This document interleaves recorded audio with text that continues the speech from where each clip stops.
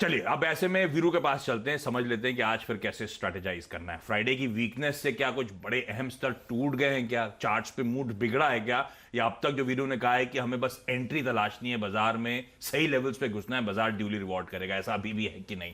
Veeru good morning, बताएं। Good morning आशीष। देखिए अभी जो नीरज जी ने कमेंट्री दी और अभी आप थोड़ा सा जो बात कर रहे थे ना, मैं आशीष, वो एग्जैक्टली डॉलर इंडेक्स की कैंडल्स में विजिबल है। पहली चीज है, हमने 2018 के लोज को वॉलेट नहीं किया आशीष, और अब हम 2017 के लोज को रीगेन करने की कोशिश कर रहे हैं। पिछली कैंडल सबसे स्ट्रांग थी डॉलर इंडेक्स की, तो इसको रिस्पेक्ट देनी चाहिए। और दूसरी बात आशीष, हमारे स्टेट्स डेरिवेटिव्स में कमजोर हैं। देखिए एफआईज ने 971 करोड़ रुपए की बाइंग करी और एग्जैक्टली अगर आप देखें तो सेलिंग उतनी ही थी डीआईएस की, लेकिन एफआईज ने इंडेक्स में क्या किया और ऑप्शंस में अपने आप को कैसे प्लेस किया, ये देखिए। 1063 करोड़ रुपए की selling, 4000 contracts long, 6800 contract short, stock futures 932 crore का सेल, लॉन्ग कट गए 6000, 7700 शॉर्ट, और आशीष 47,000 कॉल शॉर्ट। 47,000 कॉल शॉर्ट का मतलब यह है कि इस पर्टिकुलर लेवल को बाजार नहीं काटेगा, और नीचे 40,000 पुट लॉन्ग, और उसकी सिर्फ 20% पुट शॉर्ट है, जो कि एक डाउन साइड का संकेत होती है। बहुत दिनों बाद आशीष इस प्रकार के स्टैट्स मेरे स्क्रीन पे हैं। ऑल्दो शुक्रवार को आपने 400 को क्लोजिंग बेसिस पे वॉलेट नहीं किया, लेकिन सबसे बड़ा जो इंडिकेटर आशीष आपकी स्क्रीन पर अब आएगा वो ये है कि शुक्रवार को करीब 2.25 करोड़ कॉल बिकी हैं और महज 63 लाख पुट जुड़ी हैं। ये इंडिकेशन होता है बेस के वॉलेट होने का। बेस क्या था हमारा? वो था 14,400। आशीष ऊपर 490, 517 इज द क्रक्स। अब जब तक आप इसको रिगेन नहीं करेंगे तब तक बाय नहीं करना है, टिल द टाइम कोई बहुत अच्छा डाउनसाइड ना मिल जाए। नीचे 3857 और साथ ही साथ उसके बाद 14,223 और 14,200। आशीष जब तक 517 नहीं निकलेगा, आज मैं ये कहूंगा कि पुट्स लॉन्ग या फिर सेल ऑन राइज की अप्रोच रखें till the time we violate 517 on the higher side. Options का बेस हिला है और वीकली और मंथली कॉन्ट्रैक्ट में नजर आ रहा है कि पॉसिबली हम 14,200 की ट्रेजेक्ट्री या फिर 14,223 की ट्रेजेक्ट्री को एक बार छू सकते हैं।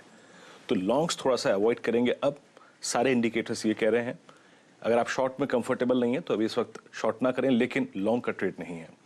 रही बात निफ्टी बैंक, आशीष इसमें अगर आप चार्ट्स को देखें तो 32,300, 32,400, 32,500 पे पहली बार काफी समय बाद इतनी स्ट्रॉन्ग कॉल राइटिंग है। वो जोन क्या था? ये शुक्रवार का हाई था। कॉल राइटर्स ने ग्रिप ली है। नीचे आशीष पुट राइटर्स विजिबल नहीं थे। पुट राइटर्स आपको लॉन्ग करने का कॉन्फिडेंस देते हैं, तो ये लेवल्स ऊपर के रेजिस्टेंस हैं, लेकिन याद रखिए बेस में क्या है। आप देखेंगे बेस में कुछ डिफरेंस है। 908 और 977 ये जोन अगर वॉलेट होता है तो आपके पास करीब 350 से 400 पॉइंट का डाउन साइड प्ले करने का पूरा मौका है। और जहां कॉल राइटिंग हुई थी 32,300, 32,400, 32,500, वो लेवल जब तक नहीं निकल जाते ऊपर की तरफ, लेट्स अवॉइड लॉन्ग। कोई अच्छा लेवल मिलेगा नीचे तो बात करेंगे लॉन्ग्स की, लेकिन आज इन स्टेट्स के साथ नहीं। आशीष वीरू थोड़ी बड़े दिनों बाद थोड़ी ज्यादा कॉशियस कमेंट्री नजर आ रही है, कोई डरने की बात तो नहीं ना?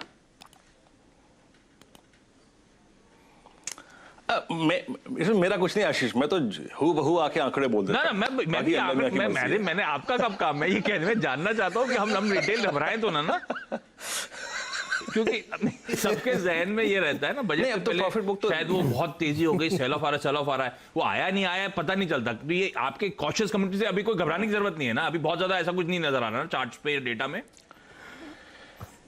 देखिए आशीष एक इंडिकेटर है, देखिए एवरेजेस। अगर आपने शुक्रवार के लो को वॉलेट किया तो आप जाएंगे करीब 200 की ट्रेजेक्ट्री में, फिर 200 की ट्रेजेक्ट्री में यानी 10 डे में जब वॉलेट होता है तो 20 डे में, फिर 20 पे तय करेंगे कि पुल बैक आएगा कि नहीं आएगा। लेकिन हाँ 20 विजिबल है इस वक्त, और वो आता है 14,200 की रेंज में। बस यही जानना था मुझे। ओके, आज की ट्रेडिंग बेट्स, आईडीबीआई कैपिटल कह रहे हैं एक्साइड इंडस्ट्रीज खरीदारी करने के मौके 210 के टारगेट्स के लिए। लीन मार्केट्स ऑनलाइन, लर्न मार्केट्स ऑनलाइन.com कह रहे हैं।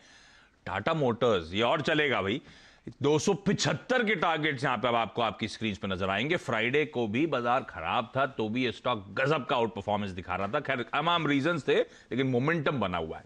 मोतीलाल ओसवाल सिक्योरिटीज कह रहे हैं यूपीएल खरीदारी करने के मौके 550 के टारगेट्स। तो स्टॉक स्पेसिफिक तो सारे के सारे स्टॉक्स खरीदारी करने की कॉल, सारे स्टॉक्स में अपने स्टॉप लॉसेस जरूर नोट डाउन करिएगा। आप क्विकली हर्षदा से जान लेते हैं आज के तमाम important stocks in news. Harshada, good morning, बताएं। गुड मॉर्निंग आशीष। तो रिजल्ट्स पर ही फोकस रहेगा। एचडीएफसी बैंक का स्टॉक में एक बहुत तगड़ा रन देखने को मिला था प्री नंबर्स, इस उम्मीद में कि बहुत ही अच्छा क्वार्टर रहेगा और Q3 अपडेट यही इंडिकेट कर रहा था।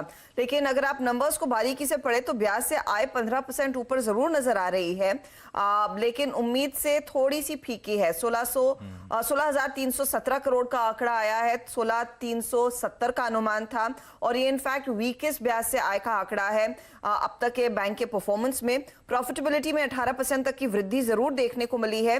8,264 के मुकाबले 8,758 करोड़ का आंकड़ा आया है, लेकिन यहाँ पर ट्रेजरी इनकम का फायदा है और स्लिपेजेस जो हैं वो अभी भी ऊपर ही नजर आ रहे हैं। एसेट क्वालिटी में इंप्रूवमेंट जरूर देखने को मिली है, लेकिन यहाँ पर कुछ एसेट रिकंस्ट्रक्शन हुई है, उसी के चलते एसेट क्वालिटी में कुछ इंप्रूवमेंट है। ग्रॉस एनपीए उस लिहाज से 22% कम हुए, नेट एनपीए 42% कम हुए हैं। तो यहां से आगे कंपनी की कमेंट्री पर ध्यान रखना होगा और साथ ही साथ जो मार्केट शेयर है वो गेन कर रहे हैं।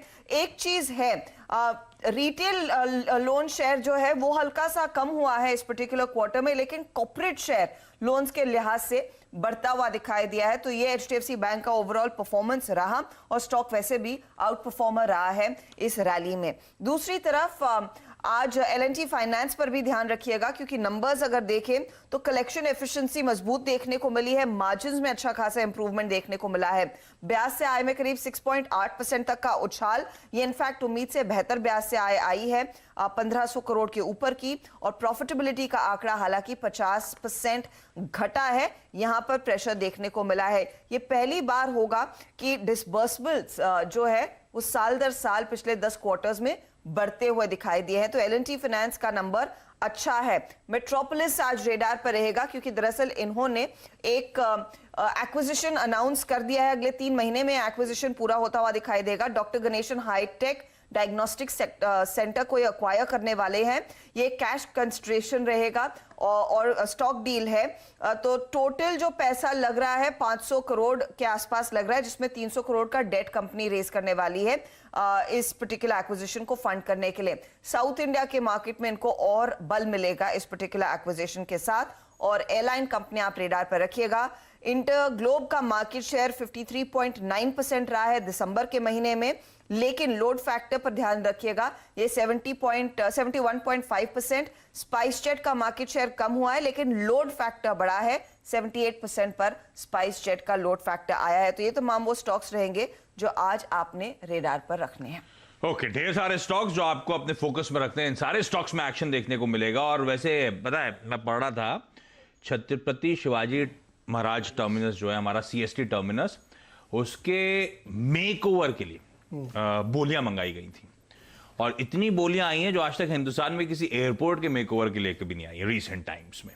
तो उसमें जो लिस्टेड कंपनी है उसके नाम बताता हूं। वैसे यूनेस्को वर्ल्ड हेरिटेज साइट है, उसका मेकओवर की तैयारी हो रही है। GMR, Kalpataru power, Adani, Godrej properties, Oberoi realty, सब लिस्टेड स्पेस वाली। नॉन लिस्टेड वाली तो और भी बहुत सारी कंपनीज है। क्या मतलब है आपका? मतलब रंगाई पुताई या इसको पता नहीं क्या क्या करना है। इसके आसपास जो कमर्शियल हेरिटेज है ना, ये तो हाँ 1600-1700 करोड़ रुपए का, 1640 करोड़ का मेकओवर है, जिसमें आसपास की जमीन जो है फिर अनलॉक करी जाएगी, उस पर फिर ये रियल एस्टेट प्रोजेक्ट बना सकते हैं, जिनको शायद ये होगा। अब करेंगे क्या क्या मेकओवर में, उसमें तो इतना ही लिखा हुआ था आर्टिकल में कि एयरपोर्ट लाइक एक्सपीरियंस, उस तरह का मेकओवर करने की तैयारी। अब वो पता नहीं, हाँ वैसे तो हेरिटेज साइट है, बाहर कितना छेड़छाड़ कर सकते हो तो आई डाउट कुछ ज्यादा होगा, लेकिन तैयारी हो रही है। खैर, ऐसे तो बातें चलती रहेंगी। कोई छोटा सा ब्रेक के उस पर आज की कमोडिटी करेंसी मार्केट्स की टॉप स्ट्रेटेजीज।